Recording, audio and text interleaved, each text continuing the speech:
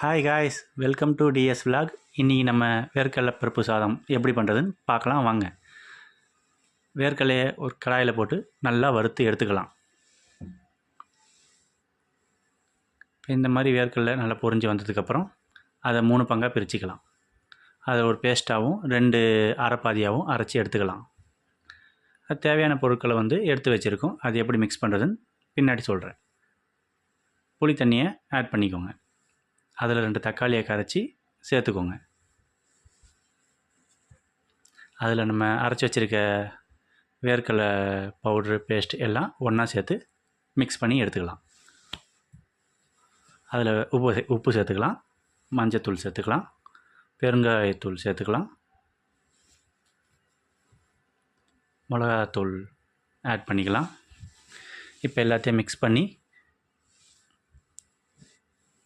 அடுத்து அடுப்பில் கடாயை வச்சுட்டு தேவையான அளவு எண்ணெயை ஊற்றிக்கலாம். அதுக்கப்புறம் கடுகு போட்டு கடுகு நல்லா பொரிஞ்சு வந்ததும் அது கூட சோம்பு ஆட் பண்ணிக்கலாம். அப்புறம் கருவேப்பிலையும் பூண்டையும் சேர்த்து நல்லா பொரித்து எடுத்துக்கலாம். நம்ம மிக்ஸ் பண்ணி வச்சுருக்க அந்த இதுவை இந்த வறுத்ததோடு ஆட் பண்ணிக்கலாம்.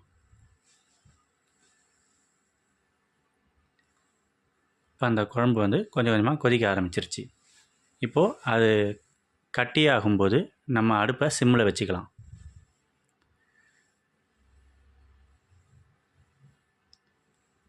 இப்போ குழம்பு நல்லா கொதித்து வரதையும் அதுலேருந்து எண்ணெய் தனியாக பிரிஞ்சு வரதையும் நம்ம பார்க்குறோம். இப்போ நல்லா பார்த்தீங்களா? எண்ணெய் தனியாக பிரிஞ்சு வரதையும் குழம்பும் எல்லாம் நல்ல பதத்துக்கு வரதை கிளியராக நம்மளால் பார்க்க முடியுது. இப்போ நம்ம ரெடி பண்ணி வச்சுருக்க சாப்பாடோட அதை மிக்ஸ் பண்ணிக்கலாம். அதை மிக்ஸ் பண்ணி எடுத்துக்கிட்டோன்னா இப்போ நம்மளுக்கு சுவையான வேர்க்கடலை சாதம் ரெடி.